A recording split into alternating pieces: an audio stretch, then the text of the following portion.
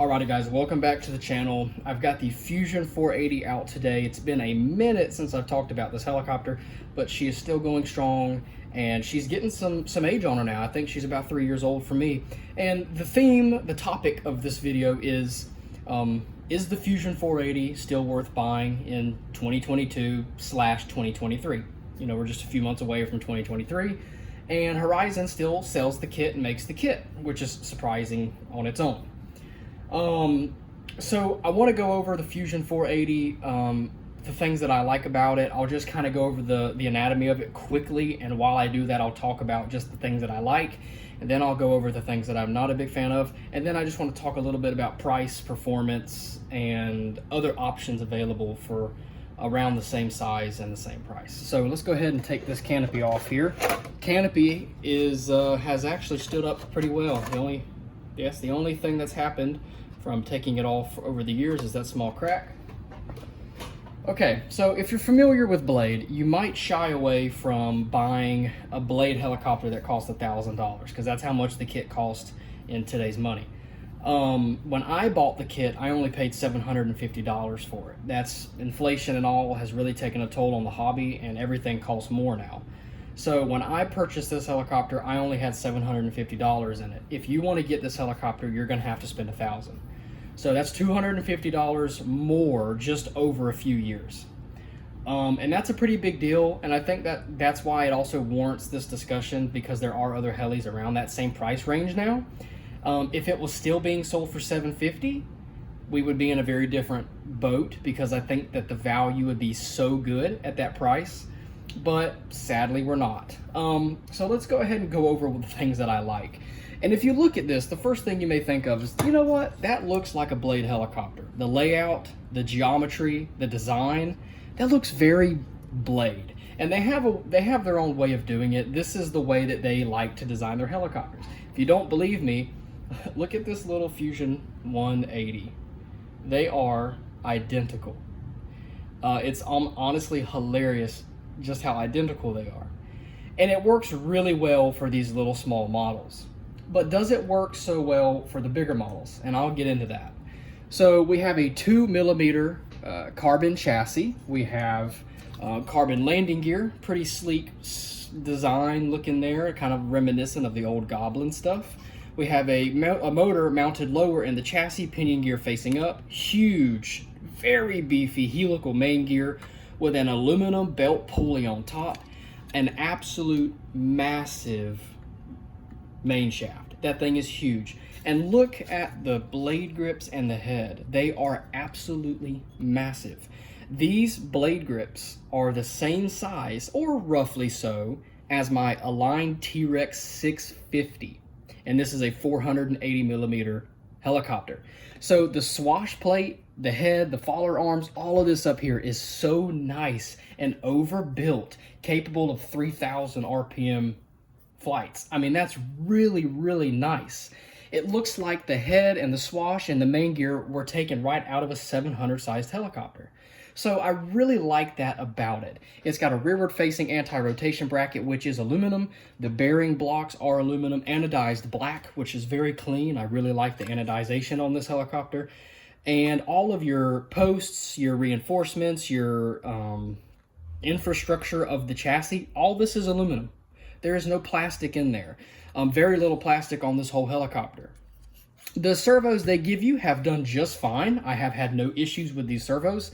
They are a mixture, a hybrid of aluminum and plastic, and they're digital. They do just fine. The tail servo is hidden nice and tucked away down there. It has an aluminum boom that is large enough to have no boom supports. So the diameter of this boom is bigger than helicopters that will have boom supports. And I think the bigger boom without the supports looks better, in my opinion. You have the traditional 2 aluminum boom clamp design that Blade likes to do that works just fine. And you have a servo geometry that is very reminiscent of Blade. That's the way they like to do it. That's the way this little guy is done. The 270s, the 360s, they're all the same. That is the servo geometry they like, and it works just good. There's really nothing wrong with that. This is a very easy kit to build as well. It's very simple, it's low on parts, it doesn't have the dual stage chassis like the bigger helicopters do, so it's very easy to fix, tune, assemble, maintain, all of that stuff. It's very easy to do. So if you're a little bit shy about building your first kit, this one is so easy to build. It's very easy and straightforward to wire, and you have this huge place back here for your flight controller where everything is so open and easy to see. So I do like that about it because of how, friendly it is to build and how friendly it is to wire. Okay, so I've talked about a lot of the things that I like. Now let's talk about some of the cons. Oh, you know what? Before I move on, look at this tail case. This is a very well-designed tail case, very easy to adjust. You get aluminum tail grips, aluminum pitch slider, all of that stuff. Aluminum pulley. You can see your belt. It's got a rider bearing up there. Everything looks really good. Pretty large bearing back there too. So I'm a huge fan of this tail design as well. This is a great design, and this is the way that most companies do it. Something very similar. So instead of the big plastic tail cases that are hard to get into and that are not adjustable, Blade went with a much better design back here that is very impressive. All right, some of the things that I don't like, and there really isn't a whole lot, okay? So the geometry on this helicopter doesn't quite work for me. And here's a few reasons why. So because you have to mount your battery up here on the front. So your battery is going to hang off quite a bit to get that CG. And if you're running a 550 stretch kit like I am, you need to run a 6S5000 to balance out since the tail is so long. The only thing with that is your battery is going to be hanging off here, and that canopy that comes with this helicopter has to be very large. And if you notice, the Fusion 480 canopy looks oversized. At least if you look at the chassis, the canopy just looks way too big. It's almost like a 650, 600 size canopy. And that's because of the battery placement. It has to be way up here. It's super tall, so the canopy is very big and bulbous. Another thing with the battery being up here so high, then you have a high center of gravity, and this helicopter's landing gear is not very famous. It is pretty skinny, it looks cool, but it's not very stable, so if you have to do like an emergency auto rotation, you better be on the cyclic because you can tip this heli over, and you definitely don't want that. So the battery placement way up here is not as good as other helicopters that have the sliding the sliding battery tray, where the battery is stored down here, where you have a very low center of gravity. The battery is out of the way of electronics. It's not covering up the ESC or anything. And speaking of that, this is where the ESC is mounted on this helicopter, right under where the battery sits. And because of that, there's just no airflow to this ESC. You have a hot battery sitting on top of a hot ESC right next to a hot motor.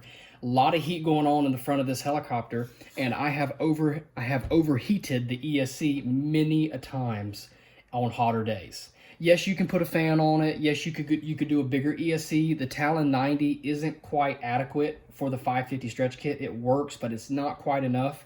And so I overheat that a lot. A fan would help it, a bigger ESC would help it. You could cut out your canopy, but you really shouldn't have to do that. It's just the nature of the design with the battery being on top of the ESC next to the motor. There's a lot of heat up here, and I have trouble with overheating that ESC.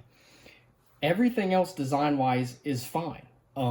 It would be awesome if they could redesign it and have it where the battery slides, because a 5000 6S weighs more than this little motor here.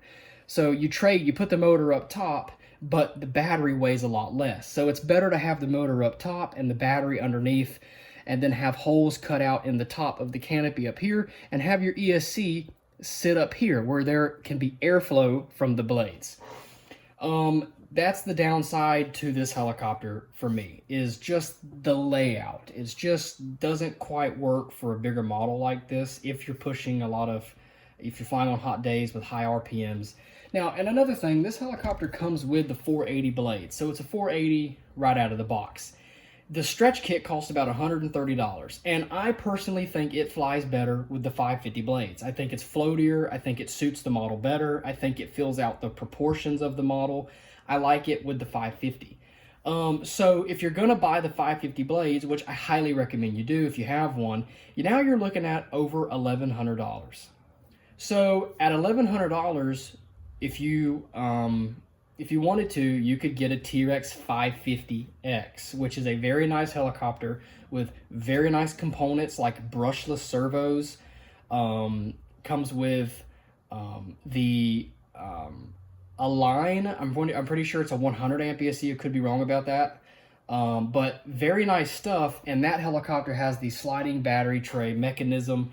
And you're only, you're spending almost the same amount. You get the 550 blades right out of the gate. And if you didn't want to even do that, the T-Rex 500X only costs less than $800. And you're only, if 50 millimeters of blade is worth it, then okay, I understand. But there are other options out there. And another thing, the biggest drawback for this helicopter is Horizon's support. They are known for discontinuing everything. And when they discontinue something, they also discontinue the parts. They may carry the parts for a limited amount of time. They may have parts for years if they don't sell. But every Blade helicopter that is older is now obsolete because they do not make parts. They don't back their helicopters for that long. Where on the other hand, Align does. And because this helicopter already has quite a few years on it, they could discontinue it at any time. And that would be what worries me the most as a buyer. You spend $1,000, then you get the stretch kit, and then they discontinue it, and then a year or two later, you're out of parts, you're done. So you have a dust collector. And so I don't fear that with Align. They're much better with keeping old helicopters running, and I think that's one of the biggest things you have to look at if you're looking at buying this model today is parts support. That would be honestly the biggest drawback. If this helicopter was still being sold for $750, I think it would be a killer deal. I think there is a lot of helicopter here for the money at that price, but at $1,000, I'm not so sure. But that's pretty much my take. It's a great helicopter. I have tons and tons of flights on it. I've never worn out a bearing. I've never broken anything. It's all original other than the stretch kit. I do have the stretch kit on there, but I mean, I've never had anything wear out prematurely. It's still the same motor, still the same servos, ESC, and so forth. I've had nothing but good luck with it. But if you're looking at buying one today, just, study your options, take in consideration maybe some of the things I've said, and just, do what makes you feel the most comfortable. But it is a good helicopter nonetheless. If you have one, it's a great helicopter with great components. Unlike a lot of other Blade helicopters, this is a very high quality heli. And so I think that if you do decide to get one, you can't go wrong. It's a great model. So I don't want anybody to think I'm bashing it. I'm not. It's a good model. I think the scariest thing would be Horizon at this point instead of the helicopter. So anyway, if you have any comments or questions about the Fusion 480 or 550, please leave a comment. Thanks.